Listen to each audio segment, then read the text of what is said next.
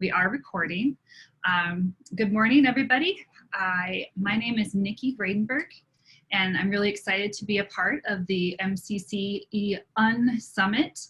I wish we were doing this in person because I really miss PD in person. But I'm really excited to share some things with all of you today. If you just joined in, the link for the slides I'm going to be using is right here. It's bit.ly/blend K-5. And I will type it in the chat too, real quick. bit.ly/blend K-5, all lowercase. So feel free to open those up and scroll through. I try to embed a lot of links and description for each slide, so you'll have that to refer back to or to share with other colleagues.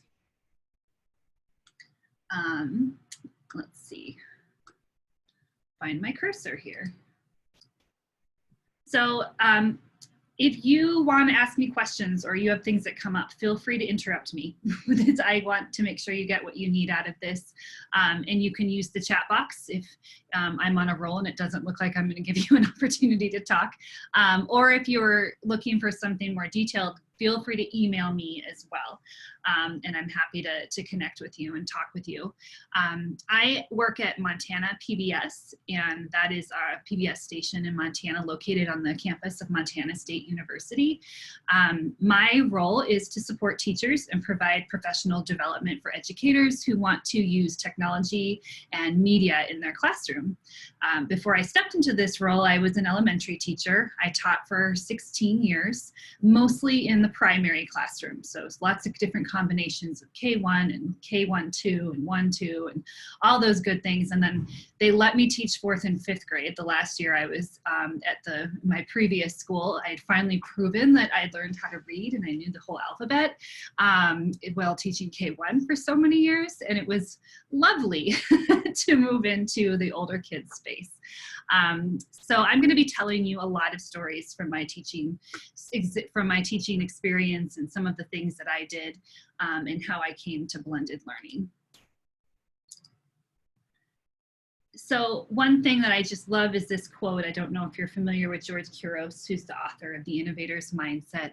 I think when I first started using technology with my students, there were some people that worried that technology would replace teachers, or that there would just be robots using scripted curriculum in front of kids all day, and that teachers would not be as valued. And I think this is a wonderful quote, that it's just a tool, but great teachers can take that tool and do so much with it. So today we're going to talk about blended learning. Is it a buzzword or is it pedagogy? We're going to talk about some tools. With the preface that I'm not going to tell you which tools to use. That's up to you as an educator, and to know what's best for your students and what is going to work for your situation, depending on what devices you have and what the needs of your kids are and what your district wants you to do. But I do want to talk to you about some that I've used and teachers that I know have used them. And I also want to give you hopefully a little bit more information that you can use when you're choosing tools to use with students. We're going to talk about feedback, because in the blended learning space, feedback, there's a lot of potential to give better feedback, and there are a lot of different ways to provide feedback. I'm going to share a lot of classroom examples because I think sometimes you just need to see it in order to understand how it's done. And then I'm going to talk about some of the inquiry-based projects that can be used or done using blended learning strategies. I hope that everybody who's watching this says, oh, I've done that. Oh, I've done something like that at some point or another, and that you realize that you've probably been employing best practices in blended learning all along, and maybe you just weren't calling it that. And I always hope that teachers leave these sessions feeling like they learned a little something new, but they also feel a little bit more validated in what they're already doing. Oops, went the wrong way. There we go. So the first thing I want to do is I put together a Padlet wall, and hopefully you're familiar with that, to create kind of a sticky note parking lot. You can click on the Padlet right from the slide deck, and it's going to bring up a Padlet wall that has a few shelves with the different kinds of tools. And this gives me an idea of what you are already using It also lends itself to a little bit of collaboration in this digital format. So if you'll click on that Padlet and then pick some of the tools that you're already using and put it into some of those categories. And I added an other off to the side there if you don't feel like it fits into any of those tools. But just go ahead and it looks like this. Make sure you can still see my Padlet. Can you see my Padlet or do you see something else? You see the Padlet. So you see we have learning management systems, a skill practice, digital collaboration, digital creativity, or other. So you might click the plus sign and you might write Google Classroom because maybe that's what you're using for learning management. So you can just add your own, what tools are you using to the parking lot.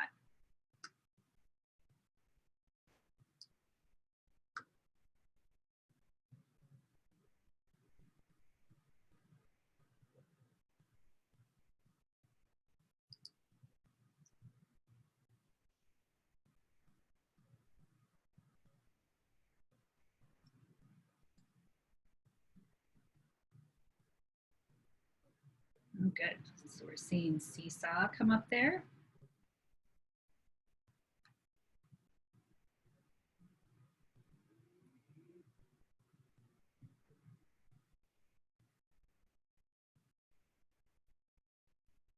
Others. And skill practice, some of you might be using things like Prodigy or Khan Academy or things like that. Padlet is a great example of digital collaboration. So if you've used something like this before, you could put Padlet in. Digital creativity, that's anything like your video production. I think Seesaw fits in a lot of these too, so feel free, just because Seesaw shows up at LMS doesn't mean that it couldn't be in collaboration or creativity.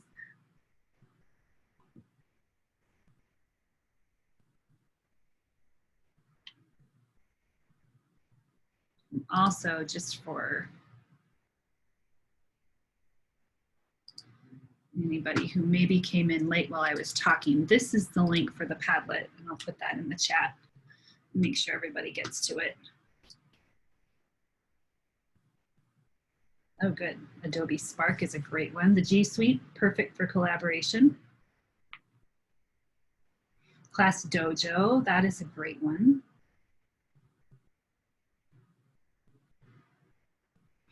Flipgrid.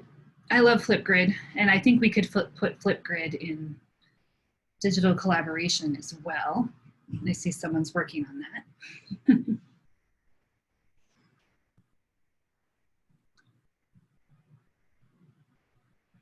Reading Plus, I don't think I know about that one. See, I get to learn a new one too. And Epic Books, Get Epic, such a great one. I have that subscribed for my own children to use at home as well.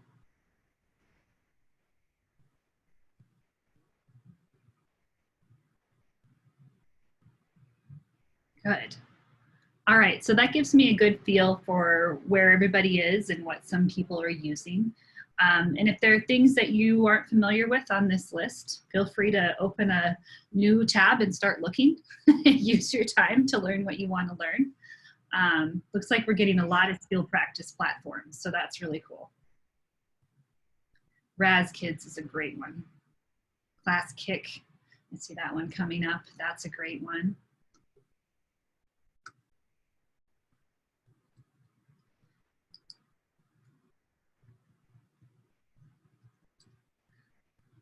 All right, I'm going to go back to the slides, but please feel free to keep adding things to the Tech Tool parking lot. It just gives us a good place to collaborate.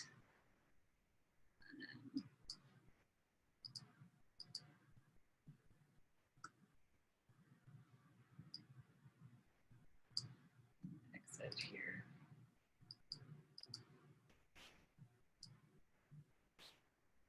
Back to present. My toolbar was in the way. All right, so when we talk about all the words that describe learning in the digital space, I wanted to share some of blended learning and flipped learning and what the differences may be. And then there's also one that's not on this slide, which is hybrid learning. And you might hear all of these things tossed around, sometimes used in place of one another. And so these are sort of definitions that I've crafted based on all the reading that I've done. So a blended learning model is exactly that, a blend of digital learning as well as collaborative, teacher-led, and independent learning. It can happen in classroom because the student works with the teacher, but then works with small groups and then works on their own a little bit. But it can also happen from a distance where they do some work digitally and they do some working with a teacher via video conference, and they do some stuff out of a book or building something at home. Flipped learning is a little different, meaning that the digital content is produced or consumed off-site. And then they come to a class setting to do an activity, to collaborate or have a discussion around whatever they did offsite. So a teacher may watch this YouTube video at home, come back to class prepared to talk about what we watched in the YouTube video. Flipped learning got talked about quite a bit more in the beginning. And it was one of these things like, this is great. We don't have to spend a whole class period watching a documentary. We can assign it to watch at home and then they can come back to class and we can discuss it. But that was one of the first places where we saw equity show up, because if a kid didn't have access to watch something at home, they just didn't do it. Or the same reason homework doesn't always work is because just because you tell them to do it, they may not do it. And so kids weren't coming to class having read or watched the media, and so they needed to do that in class anyway. So that's where the blended model gives the kids maybe some time to learn digitally there in school where they have the tools to do it, as well as some time to interact with their peers and with their teacher. However, I wouldn't ever say that one is better than the other. I think that they both have value. And as I've talked to teachers the last couple of months, the big question is, how do we prepare our kids to get ready if they have to learn at home again? You know, if school starts normal in the fall and then things get shut down again and kids have to go home, how do we feel better about their ability to do that? What can we do right away from the beginning? And I think that's where we can see flipped learning used a little bit. Sending a digital activity home and encouraging the entire family to do this activity together gives everybody an introduction to using digital tools to learn, with a little bit of space to ask questions if they need it or to come back to school and get the support that they needed. So sending a digital game home, or sending a video for everybody to watch with a graphic organizer to fill out, I think flipped learning really could set people up to feel more comfortable with home learning. So when I started blending learning in my classroom, it was really because when I got to the end of my day teaching K-1 and my kids were exhausted and they couldn't sit at my feet and listen to me talk anymore. They weren't real successful doing that earlier in the day either, honestly. And I was really realizing that this whole group instruction did not work for my little learners. I didn't have engagement. I didn't always have the best behavior. It was hard. I just knew it could be better. My favorite part of the day was when we did have what we called then center time, when I looked out across the room and kids were working either independently or with one another, and they were working with me.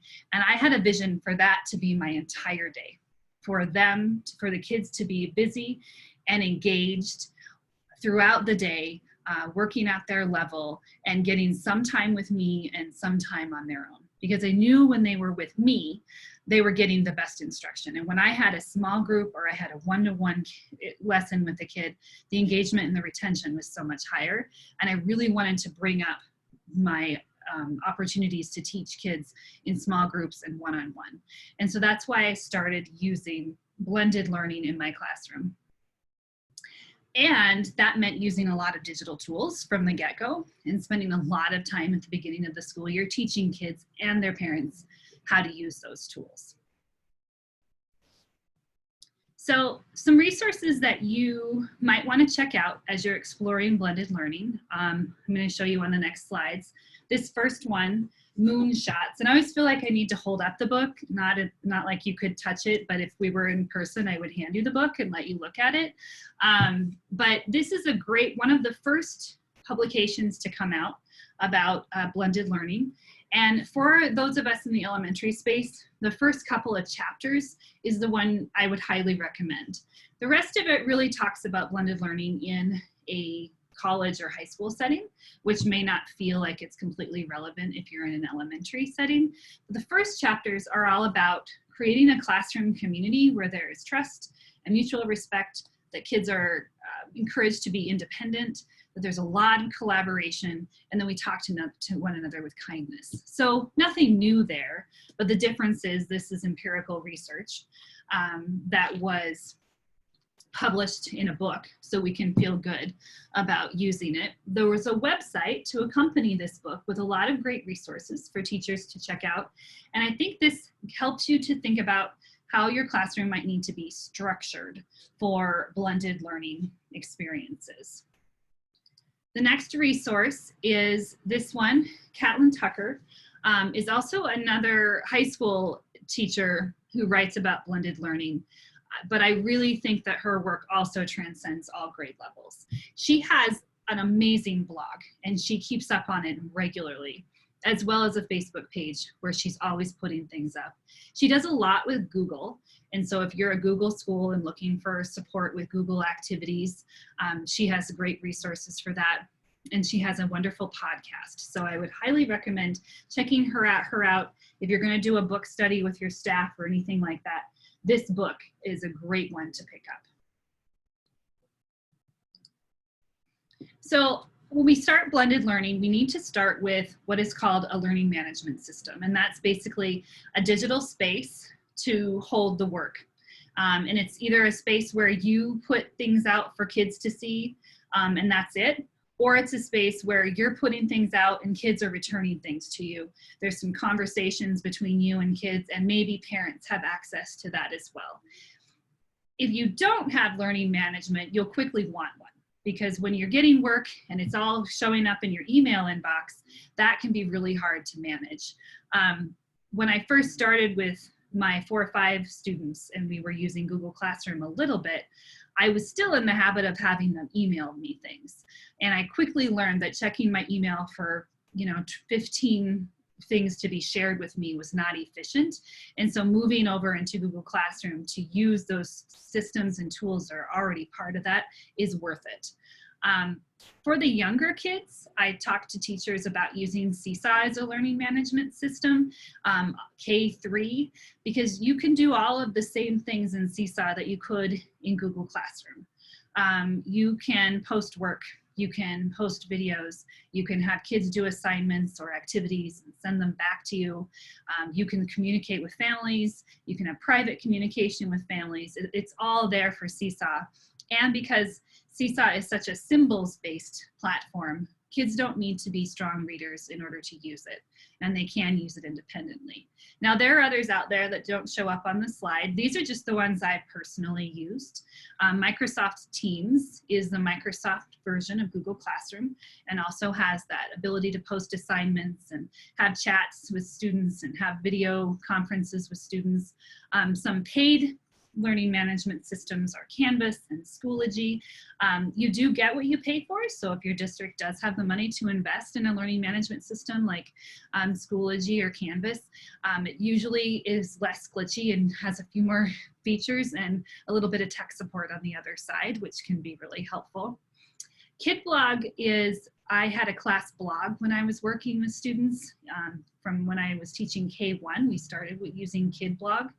And it was our habit that a lot of the things that we created in the classroom, we would post it to our blog for our readers, which was usually mom and dad and grandma and grandpa, to see what we were doing. And the blog gave us an opportunity to, sort of like a digital bulletin board. It allowed us to show what we were doing to the rest of the world. I also used Google Sites in a couple of ways. Student portfolios is the best way. Every kid can create their own Google site to take them through the school year. They can post photos, they can post documents, they can type captions in, and that is sort of like Seesaw, only it's in website view. Google site can also be that home base for parents to check in with to see what's happening in the school year and when's the field trip coming and what content are you teaching. So then once you have a learning management system, we're going to talk a little bit now about evaluating some tools, and we're going to look specifically at some of the skill-based platforms that you might use to have kids practice math and reading skills online. Because when teachers move into a blended space, usually some time is devoted to having kids work on a platform like Prodigy or Khan Academy. No, I couldn't tell you which one is better. I really couldn't, because it depends on your kids and what you have, what devices you have, and whether your district has the money to subscribe to something or whether you just need the free one. But I do think it's really important to look at the tools and ask yourself some questions. First of all, is it free, or is it worth the subscription fee? There are some tools that it really does work better. The teacher dashboard is easier to understand. It's easier for kids to work if you have the subscription. How complicated is the login process, especially with little kids? If they have to sit there if it takes 15 minutes to get logged in and you only want them to work for 10, is that worth it? Can you get to it quickly? And can you see what you need to see quickly? And then is it engaging? There were plenty of tools that I loved because they gave me a lot of data on the teacher side of it that the kids didn't enjoy. They didn't think they were very fun.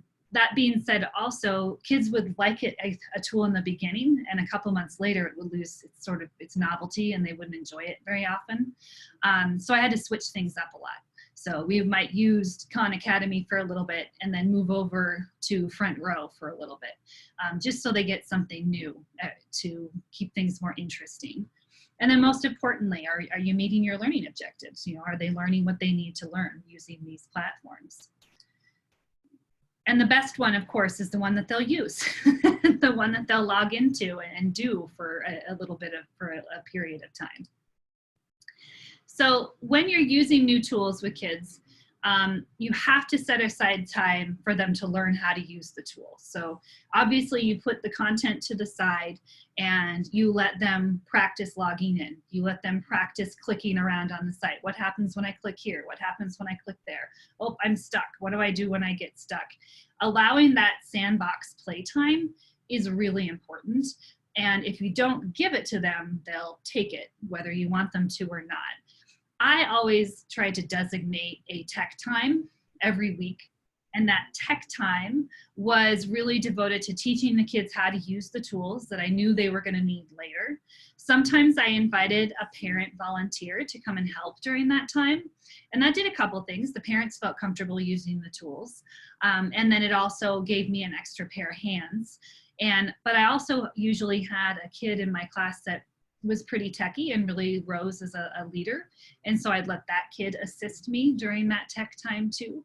And that was just in a period of time every week where they just got to play and they weren't expected to prove mastery of any one area. They just got to practice using the tools. So some of the platforms that I was gonna just talk about, and I have them all linked on this slide, and you're certainly welcome to click in. And we looked at, some of these appeared on our Padlet wall when we first got started, but I've tried to place them here with the free ones there, and then I've added a couple of paid ones. These are the ones that I either used when I was teaching or teachers that I've worked with here in Southwest Montana are using and feel like they're really worth making a part of your plan. Prodigy, hands down, is the most popular with teachers when it comes to an online platform for math. Because it's free and always free, there is a little bit of an upgrade option, but most teachers tell me they don't really need the upgrade part. Teachers love the back end of Prodigy and the data that it gives them and the way they can use it. Khan Academy, I think, has some great stuff, and their partnership with the Duck Duck Moose apps makes it even more fun for the younger kids. I will say though that Khan Academy can get a little bit dry. I see someone has raised their hand. You can go ahead and talk, Desiree. Or who raised their hand? Hi, Nikki. Sorry. If I did, it's because I'm on my cell phone driving, so totally ignore me. Oh, I was like, oh, someone wants to talk. That's okay. No problem.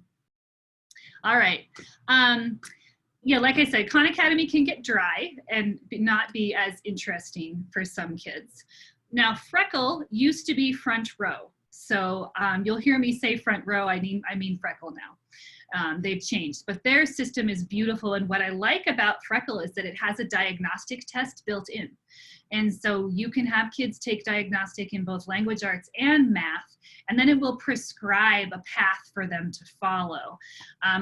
My daughter gets forced to be my guinea pig on a regular basis to try out these platforms. She's just finished 4th grade.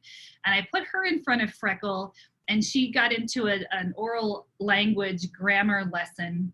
And it was pretty slick. There was a sentence and she had to drag punctuation up into the sentence where it should go. And if it wasn't right, it wouldn't go in some parts of it. So she got that instant feedback of, oh, what I put in there isn't right, so I'm going to try something else. But then there were places where it didn't give her feedback until the end. And so she gradually moved toward that. So it had a nice sequential feel to it. And she really enjoyed it. And so for a little while, I'll say that kids don't really want to be on these platforms for more than 15 or 20 minutes in my experience.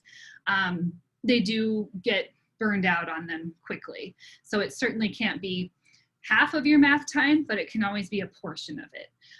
I would have kids do something like this during like a station rotation where one group would meet with me, another group might be on front row / Freckle, and another group might be working on out of their little math workbooks that we had at that time.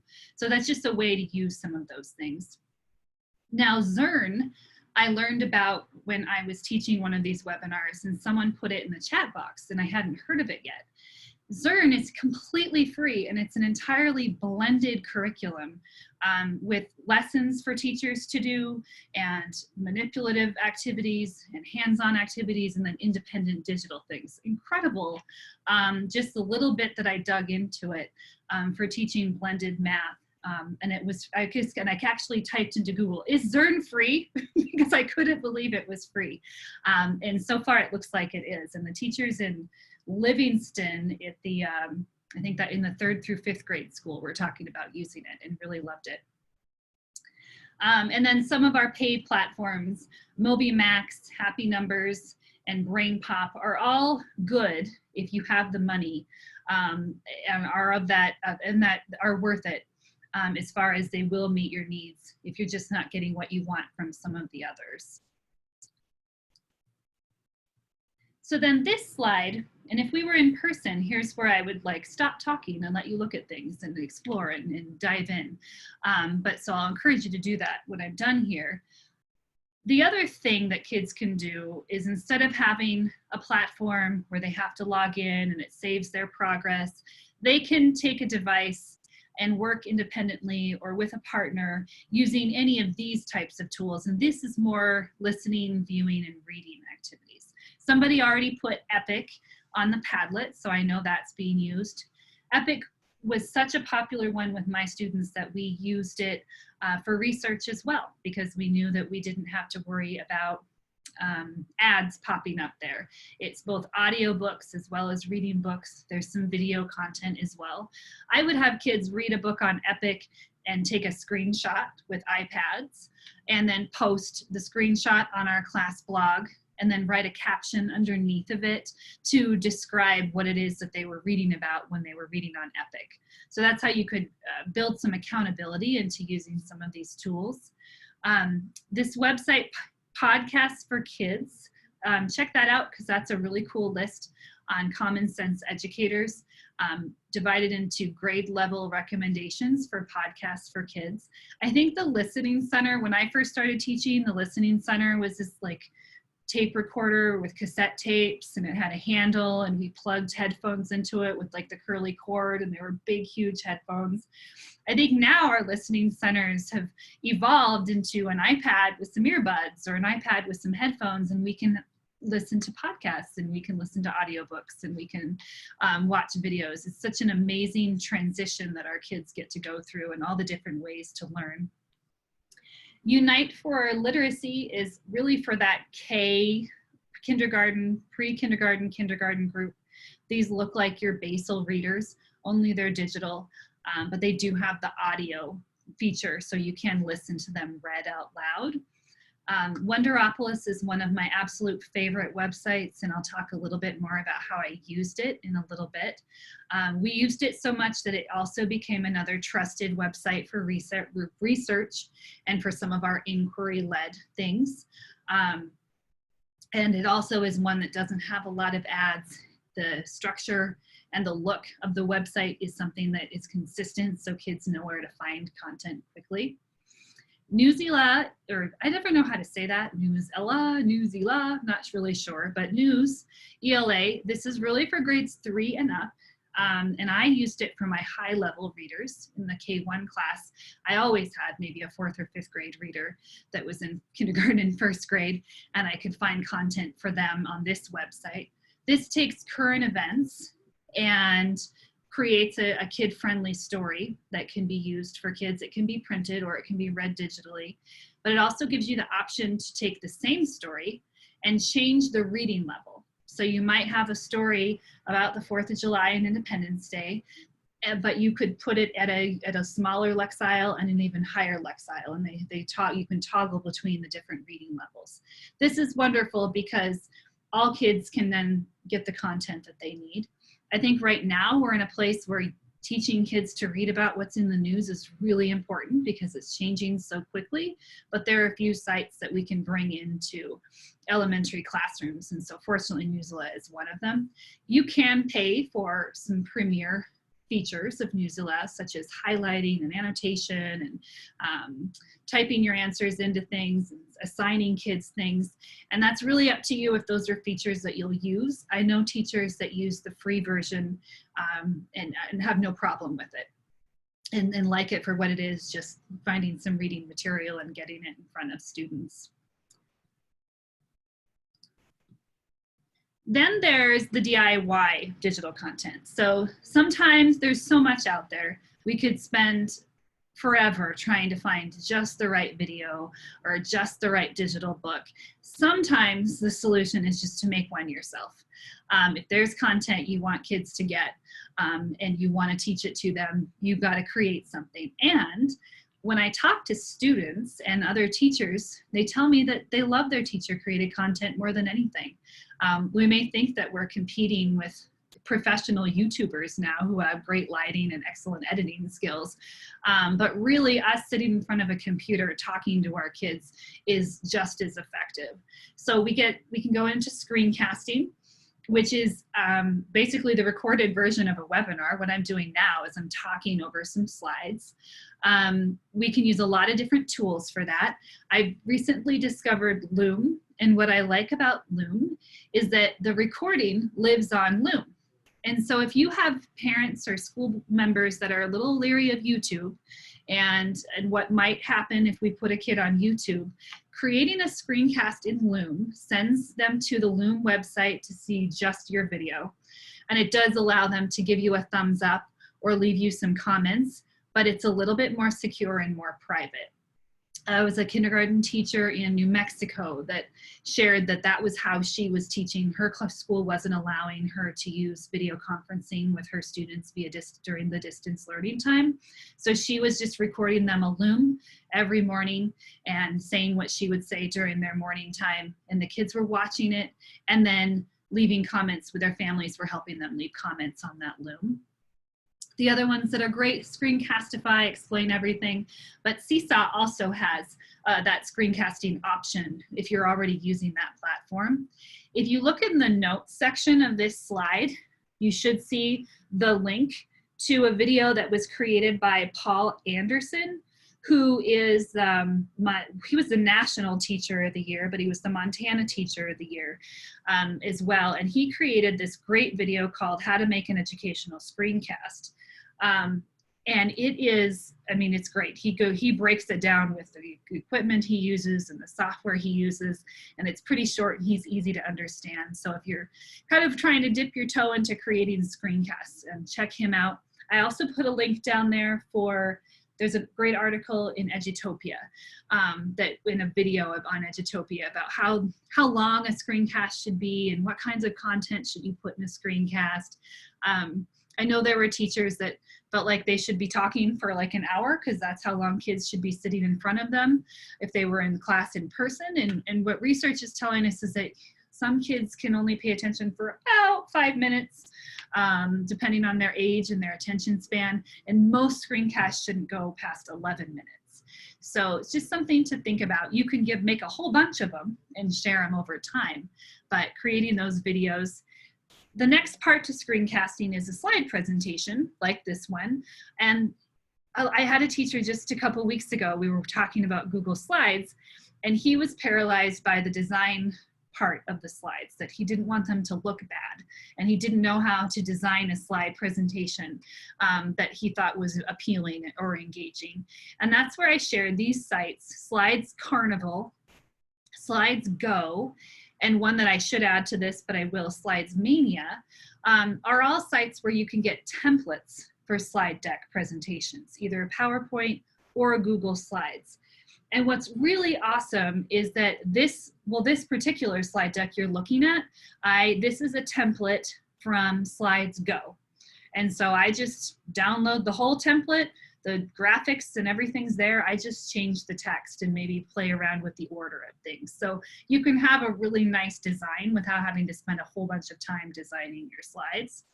The other tools that are great for creating a visual to talk over in a screencast or in a video are Bunsy, Canva, and then Shadow Puppet is an iPad or an iPhone app that allows you to take photos from your camera roll and voice over and talk over those. Again, these are going to be quick 2 to 3 minute types of videos, but it does allow you to get some content out to your students using images and text and audio. That brings me to audio. A lot of teachers, well, a lot of research in the media industry is finding that podcasts are really growing in popularity, and that people will listen to podcasts for even longer than they'll watch videos on YouTube. And kids are no exception. They really enjoy listening to podcasts as well. So taking your lesson and recording it podcast style using tools like GarageBand or Voice Record Pro, Anchor, or SpeakPipe are all great tools that you would just speak into your computer or your iPhone, save the audio, and share the link in your learning management system. So again, if we were together in person, I would give you time to just play with those tools. But now I hope that you'll click on them at some point and decide which one you like. Feel free to drop me messages in the chat if there are tools that you want to talk more about, or you have more questions, or if you've used some of these and you just want to tell everybody that they're awesome. And also feel free to grab things, add things to that Padlet too. You might hear me talk and go, oh yeah, I remembered another one, and feel free to put it on that Padlet. I'm not going to play this video, but I have this here. This is the very first screencast I ever made. And I'm showing it to you because it's really bad. It's just awful. I had one iPad in my classroom, and I was just getting started with how to use it. And to use it, what we were doing with it mostly was I was having kids look at the weather app every day, and that's how we were recording the temperature on our weather chart. I really had no other idea how to use this thing in my classroom when I first got started. So I had learned about this tool, Explain Everything, and I was playing around with creating some kind of a quick video about plants using Explain Everything. And so I really just took screenshots of pictures of plants from the internet and placed them on a slide, and then used my finger to write and then talked over it. When I showed this to my class, I was expecting maybe laughter, maybe disinterest, maybe anything than what I got, which was 100% engagement. I'd never seen them more focused on anything I'd ever shown them before. And it was really no different than me talking in person.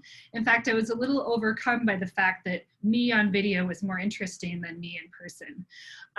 They also loved it so much they wanted to play it over and over again.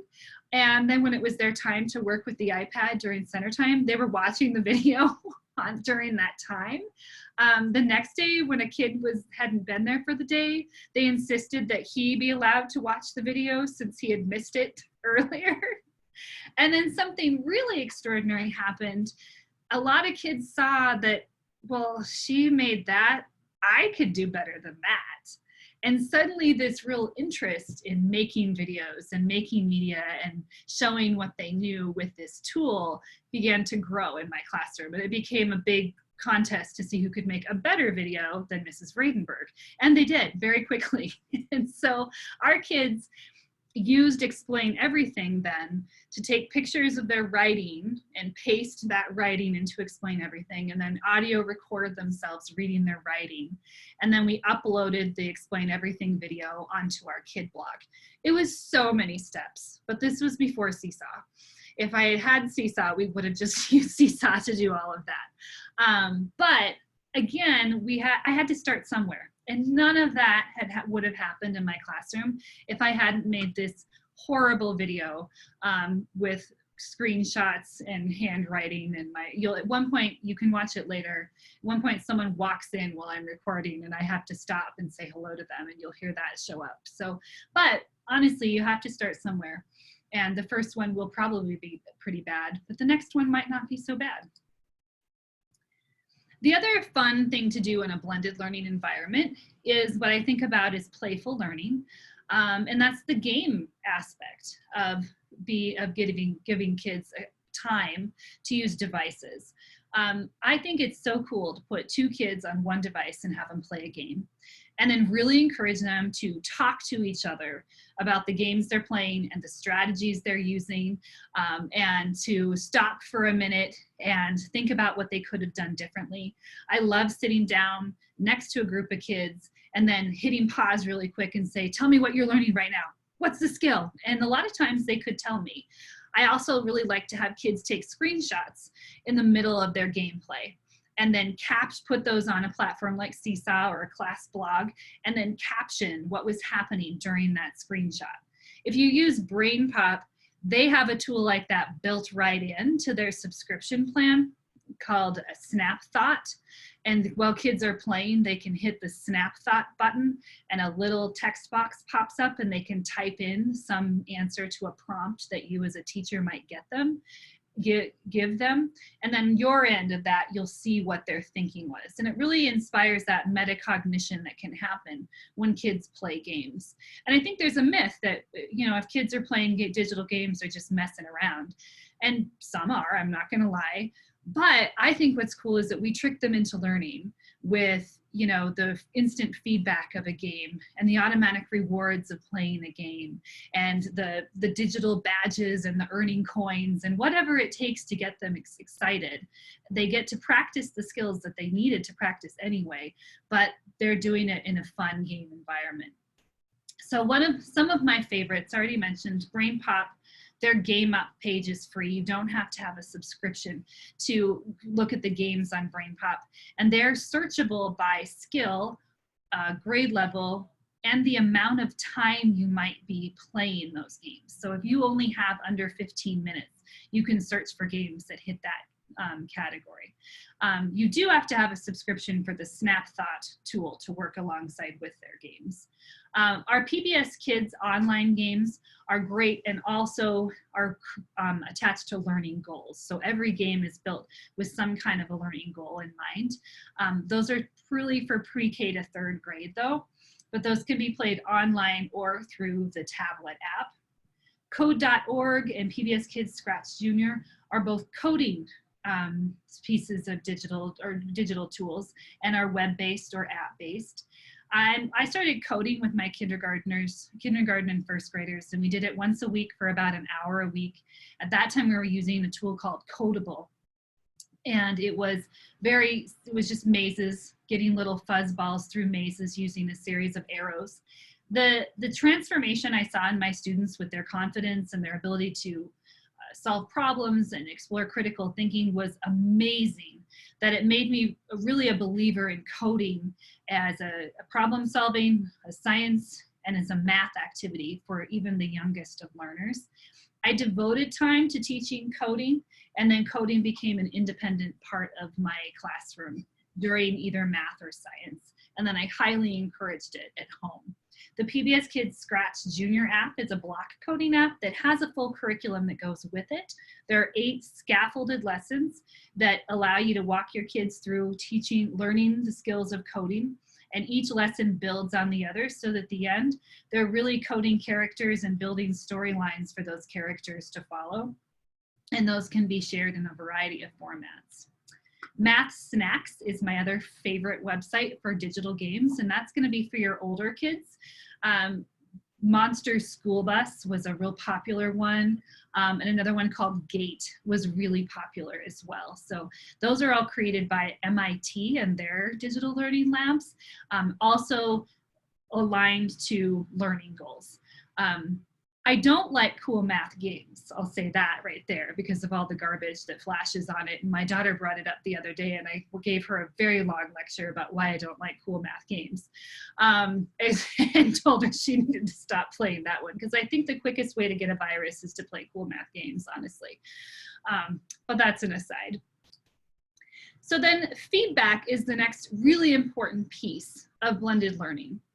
And I think it's the challenge because it's a little different. You know, in a traditional classroom, we hand kids paper and they do stuff on the paper and they give us the paper back, and we take the paper and we write on the paper and we give the paper back. And it's sort of just the transfer of paper over and over again. And that's a primary feedback service.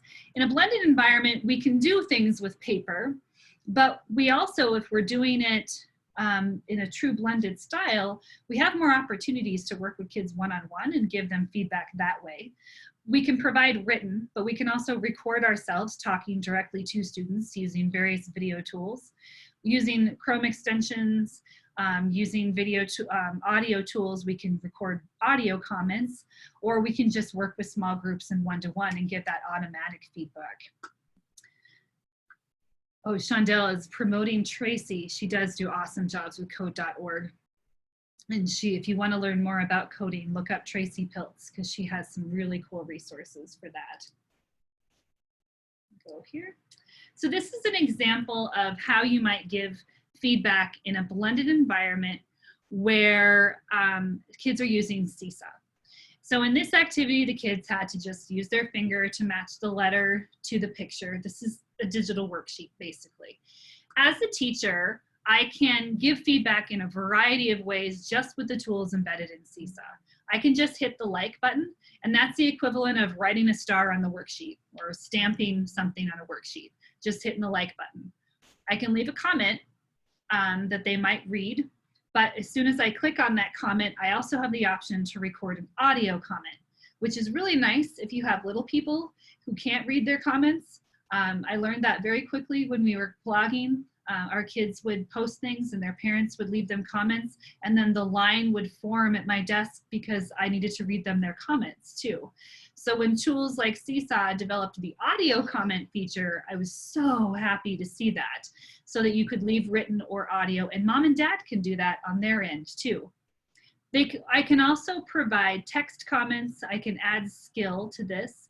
Parents can do this too. So when this has been approved by the teacher and it's been sent on to the parent, they can see this activity and they can hit the like, or they can leave audio or visual comments as well. This can all happen just like this. So instead of taking a pile of papers home, you can sit down in front of your computer, open up Seesaw from the teacher's side, start approving posts and adding your feedback just with a few clicks, and it becomes faster and more efficient as the year goes on. Teachers that start providing feedback this way tell me that they cut their grading time down almost 100% because they can give meaningful feedback, but in a much faster way. The other example, I'm not going to show you this because again, it's ugly, but this is an example of video feedback. So using the Seesaw tool, I opened it up to a video. I said, hey, you know, I read your paragraph about this. I was really looking for this. Would you add something else to this part? And then I sent it to just that student. So then that student could hear what I had to say quickly. My daughter's teacher and I discovered this as a really useful strategy for them while we were doing distance learning. There was just that, you know, and if you were in person, you could fix it like that, you know, but from afar, my daughter just wasn't quite getting what she was supposed to do. And so her teacher just really quickly recorded a quick screencast just for her saying, all right, you did context clues, but what I really need you to do is circle where the context clue was and then point to the place in the text, you know, give her those specific instructions that she would get in person. And that video got her there a lot faster than all of the written stuff that she was trying to get there. So now I have just a few stories about some of the models that blended learning takes in a classroom. Again, this is where I hope you'll say, oh, that's already happening in my classroom. Oh, I've been doing that for years, so I feel really good about this, because I think, especially in the primary space, we've been blending from the beginning of time, because we've been doing station rotations, we've been giving kids choice boards, we've been doing a combination of all of those things. So I'm just going to show you what some of these things look like from my K1 space and from my 4th and 5th space. But it all starts with this old adage of I do, we do, you do. So when we're taking a tool like Seesaw, I'm going to demonstrate it for kids. I'm going to put it up on the board. I'm going to walk them through the steps. I'm going to do it in front of them a number of times. Then I'm going to bring a small group and we're going to do it in a small group. And so they're going to have my support. And then when I feel really good about that, then they're going to move to using that tool independently. And that's just sort of how I look at every tool. None of my kids was just handed a tool and expected to use it independently. And that's why it took time. It really did take time. And so there's a lot of tools that I've talked about, and you might be feeling the pressure to use all of them. Don't. You know, pick a couple and really focus on those and give kids lots of exposure and practice using those tools. One way I told you about Wonderopolis and how that website became a big part of our classroom was that every day my classroom began with the wonder of the day. And my kids came in, and this is my actual classroom. They came into a blank notebook on the paper on the table, and as projected on my Promethean board was an image from the Wonderopolis page. And their job was just to look at that page and wonder about it. And they could draw or write or talk while they were responding to it. And this was while I was taking attendance and helping someone take their boots off and all the things that happen the first part of the day. Then I brought them to our meeting space, that big rug you see in the background there, and I allowed them to do some turn and talk with an elbow partner about what they wondered about and what they thought about when they looked at the picture. So this is promoting visual literacy and making kids look longer and really think about what they're looking at.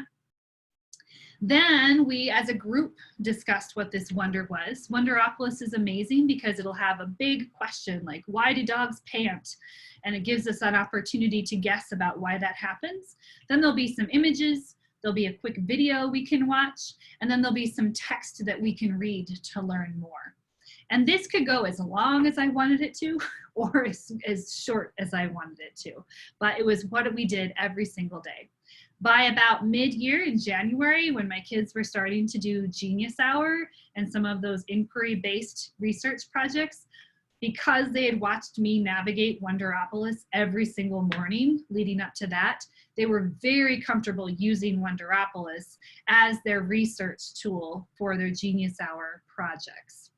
And yes, I used Wonder of the Day for K1, but I also used it for 4th and 5th grade as well.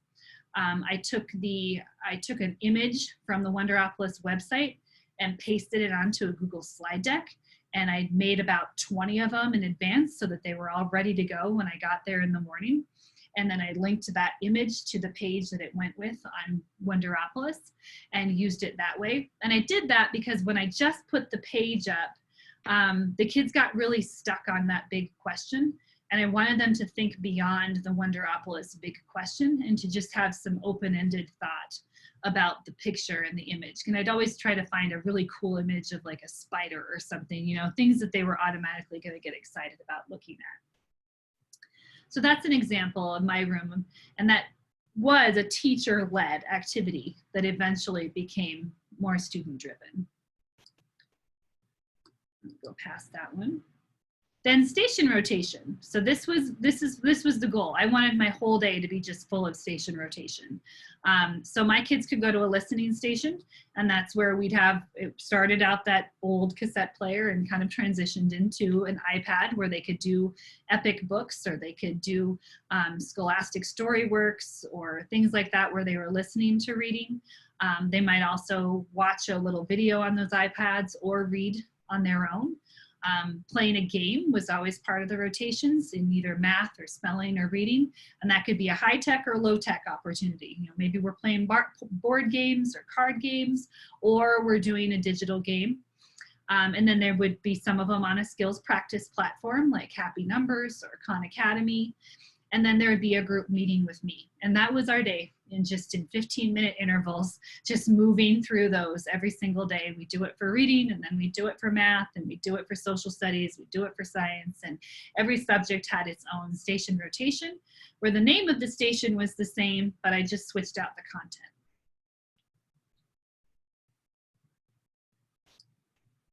These are some examples that a station rotation example and how it might look. This is a Catlin Tucker's visual, so I can't take credit for this.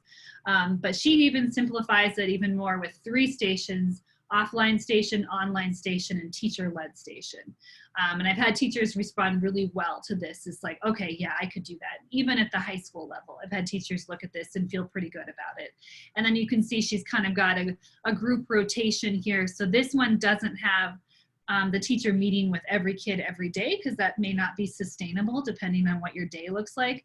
And it wasn't always for me either. I always tried to meet with all of the kids during the math station rotation and all of the kids during the reading station rotation, but some days you didn't get through all the groups because some groups needed more than you were expecting them to. So having this kind of a schedule works too.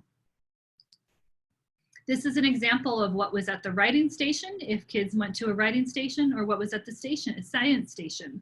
They might just take pictures of what they're doing and caption it and put it on. This was on our kid blog, but this could also go on Seesaw. And as I said before, the last step of our writing process was to take a picture of what you wrote, publish it on the blog, record yourself reading it. And those were always really nice to go back and listen to, is to listen to a student reading. I only have a few minutes left, so I'm gonna kind of scroll through here, and you can look at these slides on your own. I've got choice boards. This is what a choice board might look like, and it can be 3 in a row or tic-tac-toe or blackout. The beauty of a choice board is that everybody can be using a different choice board, or some kids can have some choices that aren't available to them until they do other choices. You can make this as user-friendly for you as they need to be. But you'll see that I've got a digital publishing on every one of them. So they might create something and then share it on Seesaw, so that you could put kids at a choice board, be working with kids independently, and there's still some accountability for what they were doing when they weren't working with you that you could check in on later. And that's where, again, a tool like Seesaw is a great one for our elementary classrooms. I'm going to skip past those examples. But you can see I talked a little bit about Genius Hour and some of the digital creativity coding. There's some pictures of coding there, and pixel art. That's a picture of a boy using my Google Sheets and the fill tool to create art on a spreadsheet. So who knew spreadsheets could be fun and colorful? But there are all kinds of great digital creative things that we can do in a blended learning environment.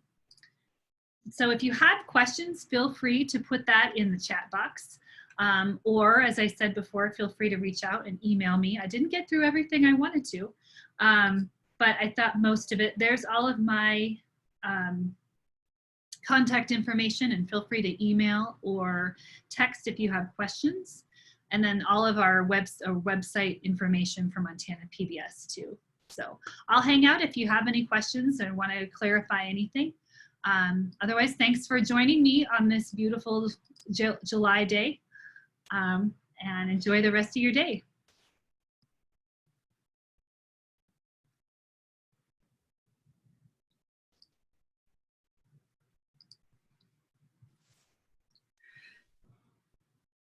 Thanks, Nikki. This was really, really informative. I picked up some lot of really, really great ideas. Even though I'm in middle school, everything that you presented can be adapted and used at the different levels. So amazing. Good. Yay!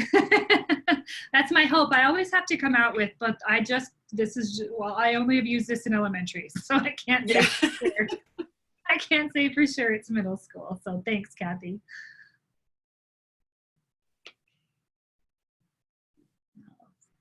Stop recording here.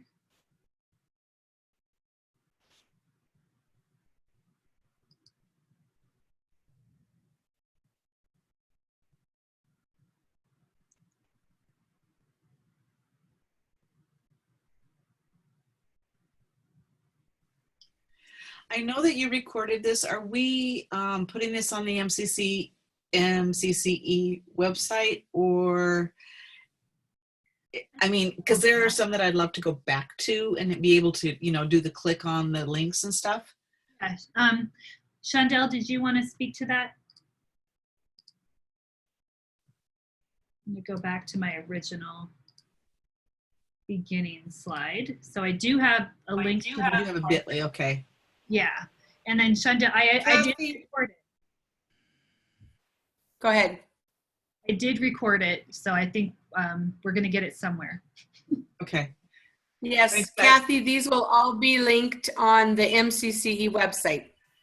Okay, that's what I was hoping, because, I think that having that kind of collection of resources for everybody else to use that maybe forgot this morning, or, for some reason couldn't be here, I think that that's going to be a huge library of resources that's going to be very powerful. Yeah, yeah. Yes. Even directing your fellow educators to this after the fact is a great resource. Mm-hmm. Mm-hmm. So yes, definitely. So yeah, take the slide deck and add it to your drive and share it and use it. Like I said, I tried to add lots of links and descriptions and things in the notes, so you'd have that too. Information to get out to everybody. Yeah, yeah. It's a lot to learn. All right. Well, unless anybody has any other questions, I'm going to let you go and enjoy your